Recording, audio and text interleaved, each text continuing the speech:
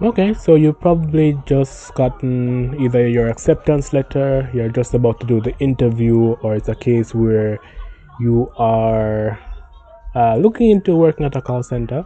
Whatever stage you're at, I'm gonna give you some tips so that you kind of know what to expect.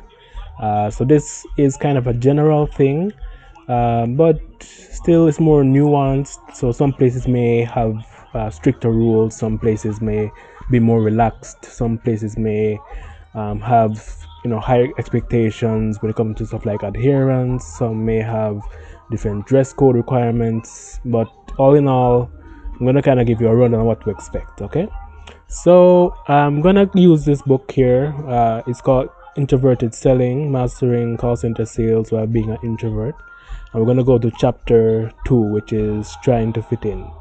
So um, this one is more in the side of sales, but it still helps because it gives you kind of a insight into what the environment is like. So especially if you're like an introvert, this book kind of helps you to kind of understand what to expect, how to um, still be your authentic self and find your own way of doing your job, in a sense of they're gonna give you like scripts and stuff to follow and like general best practices, but it's still gonna be you taking it and making it your own with your own style, your own cadence, your own tonality. That's where you're gonna find the magic happening, and that's gonna take a little bit for you to kind of find, but I recommend you have patience with yourself. But we're gonna kind of read a bit here. How can I zoom a bit? All right, give me a second. Let me go to preview. All right, preview. All right, all right. It's from better in the other way. So let me just. All right, so this is Jane's story, right? And let's just read pressure to perform. So on her first solo day, Jane felt the pressure to impress.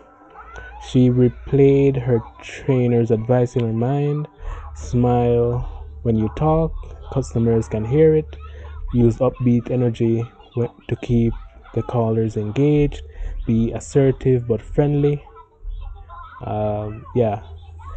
Um, so sitting at her desk, Jane adjusted her headset while and took a deep breath. The phone rang. She plastered on a wide smile and answered with the hopes and answered with what she hoped was a enthusiastic tone. Thank you for calling Clear Path Solutions. This is Jane speaking. How can I assist you today? The voice on the other end was calm and measured. Hi, I'm looking to update my service plan, but I've had some issues with your company in the past. Can you help?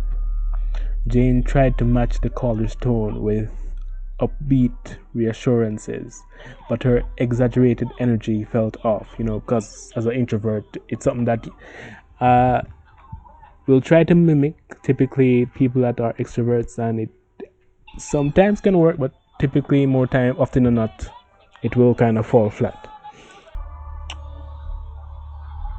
Customers' energy started to kind of shift, and they decided to like end the call.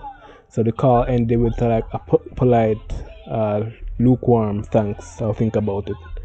So Jane sighed with and made a note in the system. It wasn't a terrible call, but something felt wrong. Um, all right, so this is part of the course. Regardless if you're doing um, if you're doing sales, if you're doing hospitality, if you're doing customer service, if you're doing collections, or like a mix of like a mix or hybrid of those. You have days like this where you kind of feel, especially in the first part, where you feel like this.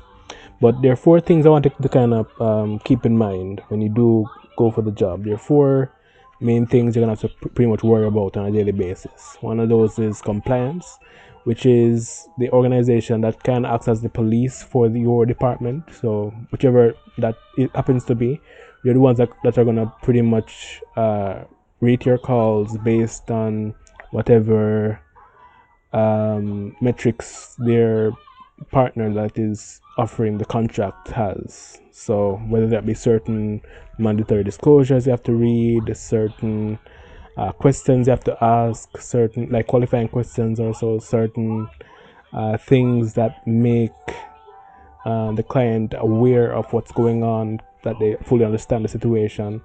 The other one, you may have to deal with, typically is more on the sales side or people that are doing customer service. You'll have to deal with something that's called CSAT, or there's some of the places that have different names for it, but it's typically what's called a survey. So after your call is finished, you may have to give your person that is you're talking to, the customer, a survey. Whether they're gonna do it after they finish talking to you, or they will have to like they stay online and then answer it, or they'll get something about it in an email where they'll follow up.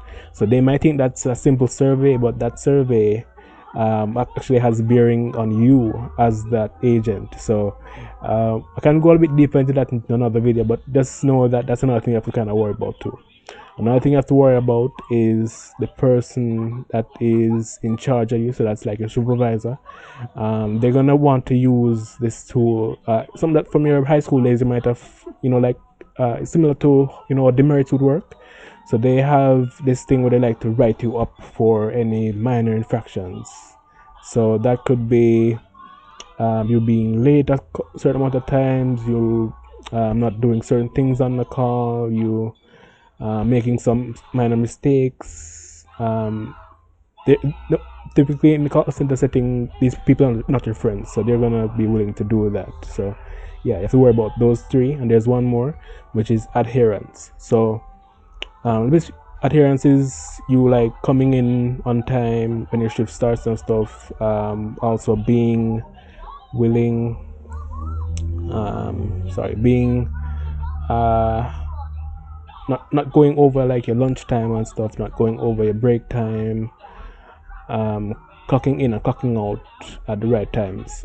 Typically, from what I've seen, some call centers actually have it being tied into your commission. So if you're somewhere that's in like sales or some variation where you do like hybrid, where you have some sales aspect in the job, it may be a case where some of these are tied into your commission. So compliance could be tied into your commission. CSAT, which is the surveys, could be tied into your commission, and adherence can be tied into commission, along with whatever else the person who is in charge of deciding how the commission should be structured, decides also. So yeah, those are four things you should kind of worry about. But if you want to like learn more about like Jane's story, so it's a story. So Jane is a fictional character, but the story is real in the sense of it's pretty much a variation of my story. This is one of three books I actually wrote on the whole call center setting. So this one is for introverts specifically. You also have one for people that stutter, which is stutter selling, and you have one that is pretty much people that don't really have many issues but still want a kind of general guide on how to manage. So this one is Jane's story. The one for stuttering is Sam's story, and the other one, which is like from nervous to natural, which is pretty much from basic, from understanding the setting, and this is a new space for you, going from that to becoming comfortable and becoming a top producer based on your your skills you develop over time. So yeah, all right, so let me show you. So yeah, so those are the other two right here. So you have nervous to natural, and you have stutter selling also. So what I did too, for each of the books I included that part that gives you like some bonus stuff to kind of help. So if you're like an introvert and you want to kind of get some general tips after you've gone through the story, I've included like even a sales script to kind of help with that too also. But yeah, it's it's story form, so all of them are story form. They're not really like textbooks that have grandiose concepts of what you have to really worry about. It's more broken down, and you kind of get to experience it from the perspective of whoever the book's about. So in the introvert, it's more from Jane's perspective. But the great thing about how I kind of put this together, each of the books actually has overlap. So um, characters, so like Sam is in Alex's story, Alex is in Sam's story, Sam is in Jane's story, and I'm working on one also for people getting transferred also. So yeah, so that's something you can look into. Um, but yeah, just worry about those four things and you'll be all right. So uh, try to stay. So pretty much, if I was to like give you like a easy way to kind of understand it, for the compliance or quality assurance, as they're typically known, that means you're going to try to stick to the script, still using your own tonality and all that, but stick to the script, stick to their call flow and whatever they require of you. For the compliance, for the survey one, that means you're gonna try to leave every customer you talk to um, upbeat and feeling good about their interaction with you as much as possible. For the supervisor, that means you're going to probably try as best as possible to not give them a reason to write you up. So following the rules. So theirs and compliance kind of overlaps a bit, and also you're gonna try to like be on time on everything, which would be the adherence one. Be on time for your breaks. Don't go over break. Don't if you have to take like sick days and stuff, make sure you have like a note, because those things, if you have a commission structure attached to your thing, to your commission or your pay, you want to make sure that you're protecting that as much as possible. But yeah, that should be that. Hopefully this helps. All right.